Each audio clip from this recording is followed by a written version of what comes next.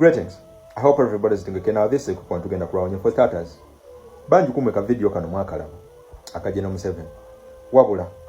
Ngenda kusaba damo kalabe. Nkubulire ensonga lwaki njagala demo kalabe. Tonight I've come here to address you on the indiscipline, lack of patriotism, and possible corruption and criminality by some actors who can endanger our future if they are not firmly dealt to. Naba NRM. Gwekole ekintu kimu owa struggle taginga General Kaguta ku video n'abantu yatukubiriza okubeera patriotic oba okubeera patriotic eri Uganda era ng'agamba tuteekeddwa okupracticinga patriotism, tulina okwagala Uganda n'okuzimba Uganda. Ate nga mazima gali nti ffenna twagala era Uganda tujagala. Wabula ekibuuzo ekisooka ngenda mubuuza ebibuuzo 10 nga mbibuuza General Kaguta Museveni, video nkimanya ejja mutuukako. Ekibuuzo ekisooka asooka atunyonnyole. Is patriotism the act of clapping hands while we're being robbed? Patriotism etegeeza kuba ngalo wakati nga batubba? Or patriotism is the courage to love a country that doesn't love us back? Kyekibuuzo ekisooka eri General Yoweri Kaguta Museveni. Ekibuuzo ekyokubiri, otugamba tubeere patriotic sikyo, but every time we stand to sing the national anthem wabeerawo omusirikale owa security ayimuka okututeeka engatto ye ku bulago. How can we be patriotic mu ggwanga eritatukiriza yadde n'okuyimba oluyimba lw'eggwanga? You said patriotism sikyo, General watugambye tubeere patriotic, ate nga naffe twagala okubeera patriotic. Ekibuuzo kiri nti, is it before or after we salute the minister's mansion built on our funds or built on public funds? Tubeere patriotic nga tukubidde mu ngalo minister azimbye ekizimbe ku ssente zaffe, oba tubeere patriotic nga tu-exposinze minister eyo? Ekibuuzo ekirala kinjagala okubuuza General Kaguta Museveni, what is patriotism while thieves go free mu ggwanga lyati Uganda? Patriotism y'ekika ekyo efaananira ddala omuntu okubeera loyal to a chef who serves you empty plates. Olinga atugamba nti tubeere loyal eri omufumbi atuwa essowaani enkalu oba atugabula essowaani enkalu nga tekuli mmere. How can we be patriotic in a country where thieves go free era nga mwagala twagala ensi yaffe etalina kyetugabula? Ekibuuzo ekirala, wagamba tulina okubeera patriotic. Ekibuuzo kiri nti, patriotism etegeeza suffering in silence while corrupt officials drive past us in convoys or in vehicles.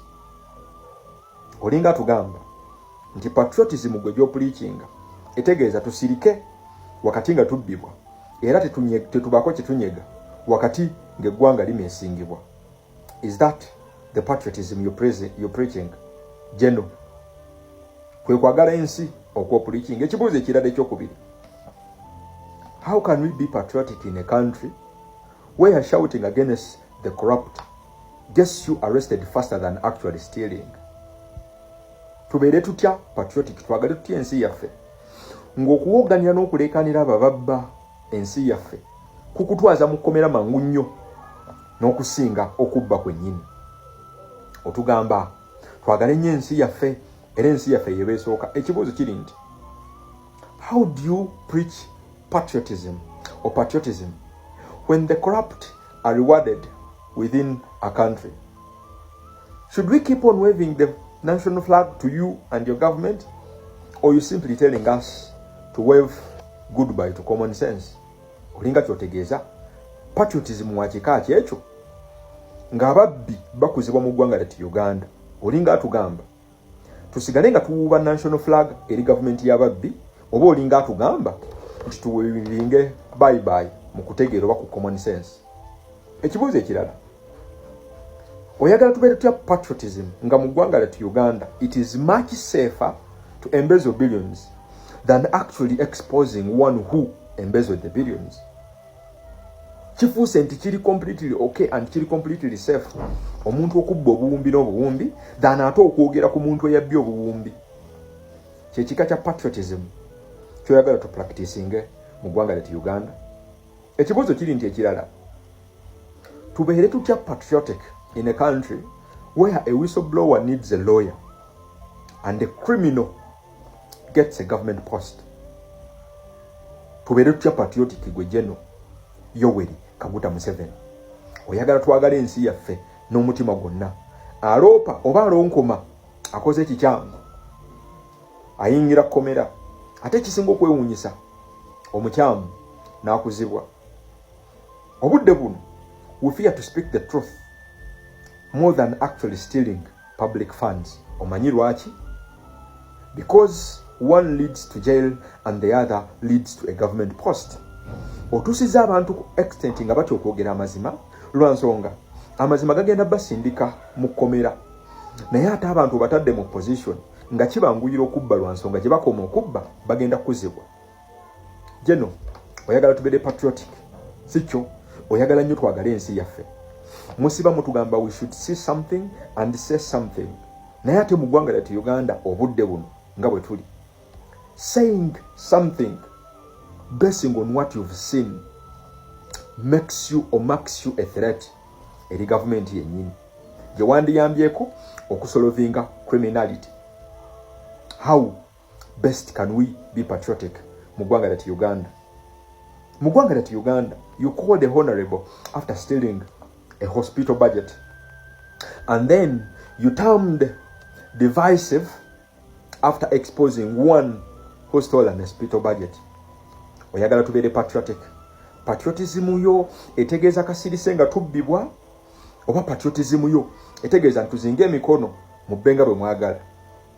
Kyakubiri, Jenera watugambye nti twagala nnyo ensi yaffe. Wakati nga tuli mu kwagala ensi yaffe era nga tujagala nnyo, kituusa akaseera ng'omuntu abba mu kyama, one who steals quietly mu government yabeera strategic, but one who exposes one who stole quietly mu government yo abeera inciting violence. Oye patriotism gwoyagala tu practicing mu ggwanga lyatu Uganda.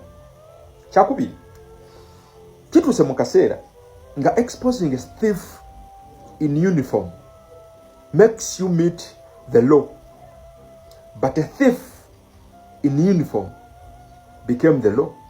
Obudde buno okulabisa omuntu yenna amenya amateeka oba omubbi nga yambadde uniform ate kikutwazisa mu mateeka, naye ate omubbi ayambadde uniform yafuuse etteeka obudde buno mu ggwanga lyatu Uganda.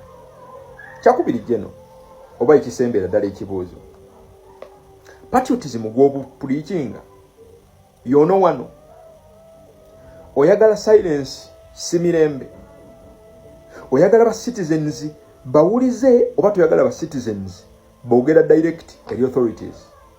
You simply want our silence, not peace. You directly want obedient citizens, not the honest ones. So Jeno nga video eggwa wagambye tubeere patriotic. How should we love a country that doesn't love us back? Uganda gweyagala tugibeeremu tutya nga mukola katemba wammwe yenna nga teri aboogerako, sikyo? Bwe kibanga ekyo ekika kya patriotism kyopulikinga era kyoyagala tupracticinge, weeriko Jeno video eggwa egamba weeriko.